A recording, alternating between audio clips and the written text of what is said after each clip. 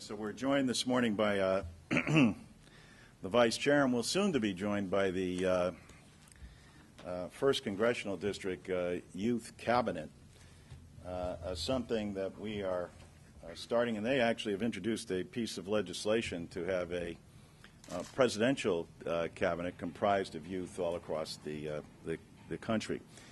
But we were, at our caucus today, we had Alan Krueger, who was the President's economic advisor, who was here to discuss not only the economy, but of course the tax cut that the President has proposed. We're dealing, quite frankly, with a compression of time, and we have addressed this issue over the last several months. But we now have 7 days, legislative days, and one of those days, next week, will be a day when we come in and vote on suspensions to deal with enormous problems that the nation is facing. The problem that this creates for us is that it is bringing us once again to the fiscal cliff. As bad as the fiscal cliff was last year, where we witnessed the results of a downgrading by this economy, we've also learned this week from a report that it cost the nation $1.4 billion. $1.4 billion over an artificially orchestrated event. I said last week, and I'll say it again, the leadership in the Republican Party would rather see Obama fail than the nation succeed. 14 million people still remain out of work, and yet we can't bring the President's job legislation to the floor. And yet we've voted more than 31 times to repeal the Affordable Health Care Act. Within the context of what we're dealing with and what is being postponed until after we return from Labor Day is enormous. All of you know this. But I think for the American citizens to understand how negligent Congress has been in dealing forthrightly with issues that will impact their livelihood and their lives. The willingness, again, to drag the country to this fiscal cliff is incredible. We need to take action now. We definitely need to take action before October 1st. We know what will happen with sequestration. We know what will happen in terms of the layoff notices that the industry has said that they will send out in California and in New York and then ultimately across the nation. How can we put the country through this again? Instead, we're going to adjourn and go home. The leader has said several times, and you will hear us reiterate this, let us get the job done now on behalf of the American people. And for God's sake, with respect to something that we all agree on, Democrats and Republicans all agree on a tax cut for the middle class. We all agree that we ought to step up to the plate and guarantee that everyone, as the Vice Chair points out all the time, including millionaires, gets a $250,000 tax break that they enjoyed under the Bush tax cuts. Everyone should be allotted that so that we make sure that in these difficult economic times that we're continuing to provide the working class with the certitude and the certainty that so many small businesses and so many families are requiring of us. Instead, here we are being pushed towards the edge of a cliff. Let's agree on what we can agree upon, and then let's also agree and take this matter up, take all of these matters up before we adjourn this September. I think that's the least that we can do on behalf of the American people. What I'd like to see is us take up the President's jobs bill, but at least with respect to what is required of us, and all of you know this, the Bush tax cuts about to expire, the estate tax cuts about to expire, payroll tax cuts expire, tax extenders expire, AMT patch, unemployment, SGR doc fix, the Recovery Act refundable provisions that expire, the child tax credit, the American Opportunity Tax Credit, the Earned Income Tax Credit, all of which happens in a context which some say that we can still have broader tax reform, a farm bill, the continuing resolution, and all with the potential debt increase and the resolution of sequestration. And yet Congress is not going to be here and working and addressing these issues. This is what we're up against. It is time for us to act. Javier? Mr. Chairman, I think it was conservative commentator P.J. O'Rourke who said, Republicans campaign as a party that says government doesn't work, then they get elected and prove it. And I believe that 2011 and 2012 are proving P.J. O'Rourke extremely correct. Whether it's what the chairman just outlined, where we have seen a manufactured crisis on the debt ceiling increase cost taxpayers over $1 billion, or whether it's the $50 million or so that taxpayers have paid so that Republicans in the House of Representatives could put up over 30 votes to try to repeal the landmark health reform law that the Supreme Court validated. What we are seeing is a Congress, a House of Representatives governed by Republicans, which just is showing how government doesn't work. It won't work if you don't want it to work. Well, when you have that all coupled together with the lack of any focus on a jobs agenda, when you add to that Republicans' votes twice so far to eliminate Medicare, that will cost seniors some $6,400 by doing so, where Republicans have also slashed, now we've learned, the budget of the Social Security Administration's operating budget by $800 million for 1 year. That was done in the House of Representatives in the committee.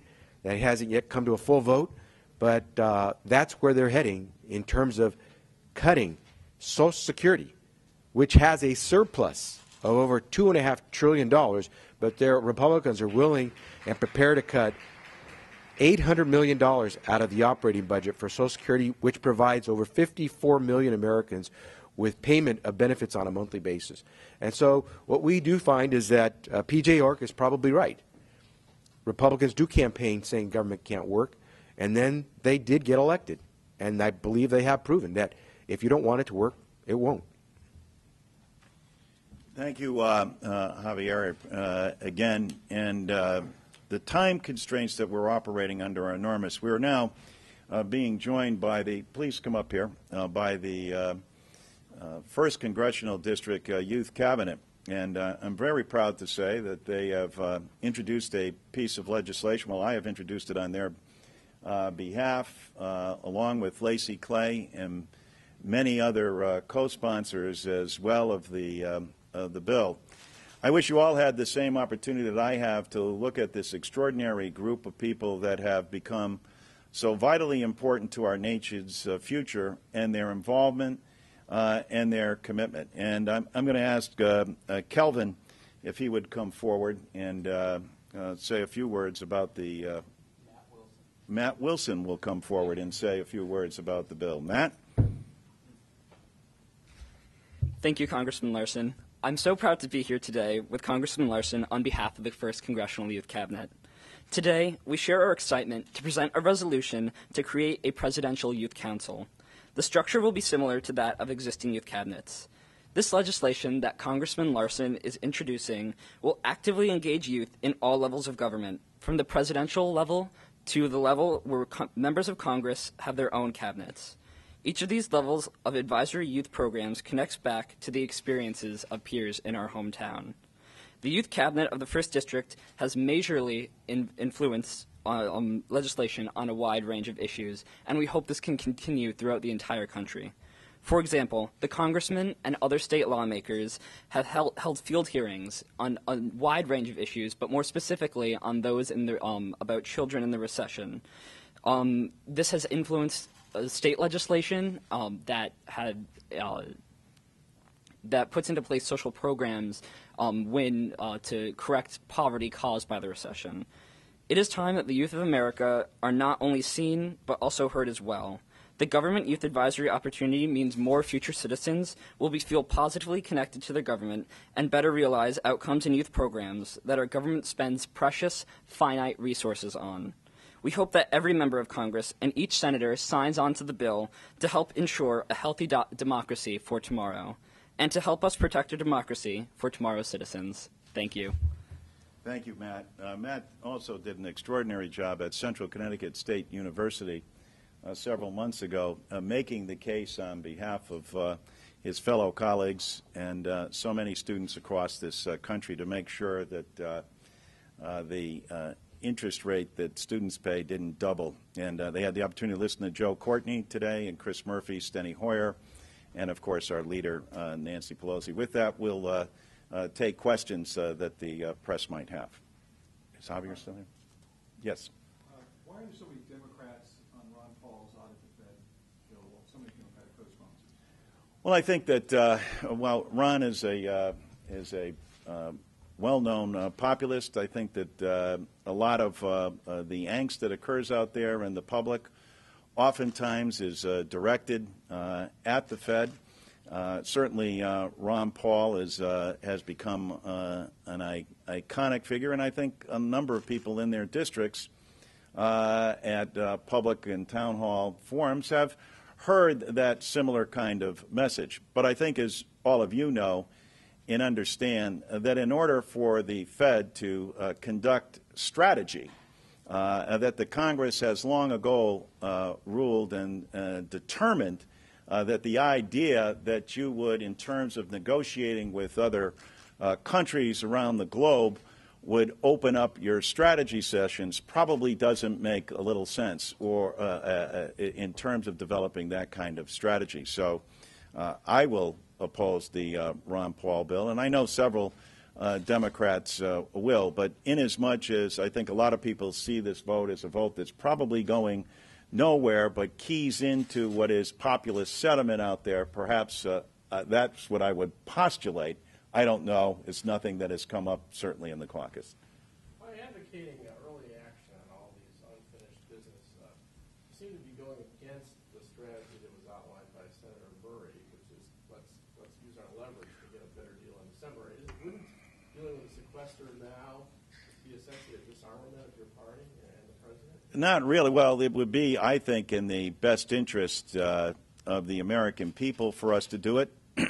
And I think where we would disagree with Senator Murray, and I know Congressman Hoyer has gone over this in his pen and pad as well, is that where we can agree, we should all agree. There isn't a disagreement on either side of the party with respect to the need to provide the middle class with tax breaks, to continue those tax breaks on behalf of the middle class. So let's agree what we can agree on.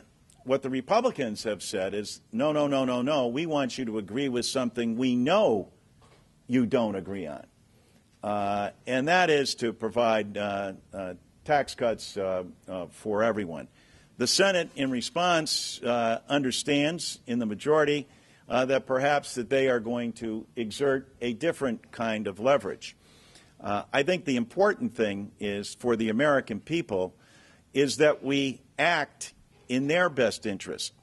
The aforementioned list that I went over, there has not been a time, I believe, and I'll be glad to stand corrected by more learned members than I in the press, where this nation has experienced the confluence of issues that will be coming down in a lame duck session.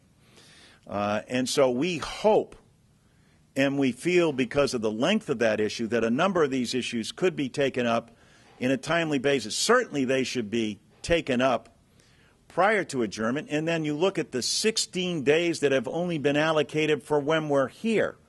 Even if you were to concede that a lot may not get done, unfortunately, we would add, between now and the election, to then say that we're going to be relegated to 16 days or kick the can down the road, again, I think would be an unmitigated disaster, and again places the country at the precipice of that fiscal cliff unnecessarily when we should be here enacting. So you're saying you wouldn't join, the House Democrats wouldn't join Senate Democrats in letting all the tax cuts expire to force a showdown? I'm saying that we ought to agree on what we can agree on. In the minority, all we can do is attempt to get them to agree on what we would all agree on. We'd like to get them to compromise, but you may recall, as I said last week, that Washington warned us about this. When you have a party at war with its own government, a party at war with its own government that refuses to compromise on any issue and would rather see President Obama fail than the nation succeed, that creates a real problem for us. Yes? What would you say is the root cause of the reluctance among Democrats to challenge the NRA on gun control issues? Why do you think that the NRA has influence among Democrats even on issues like the potential Congress separation? I wish you were in the caucus this morning. We heard from our members from Colorado. And I think they spoke eloquently and with great empathy. And both Diana DeGette, Jarrett, but then certainly Ed Perlmutter, who represents Aurora, said that they really appreciated the sensitivity that members were demonstrating.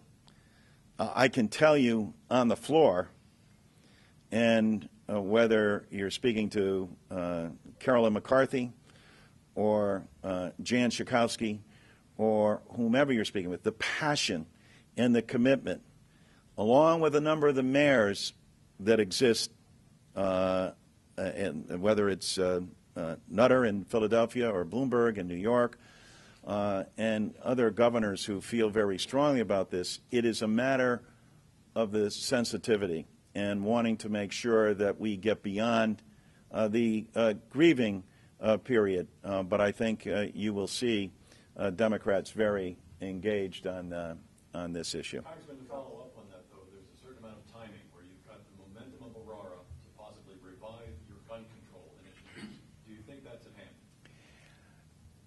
I think that the timing is equally as sensitive from both perspectives, and certainly as this grieving process is going on and as people still remain to be laid to rest, that we think that it's appropriate to respect that. Pieces of legislation are introduced all the time after tragedies even smaller than this. I mean, why not act now? Why not?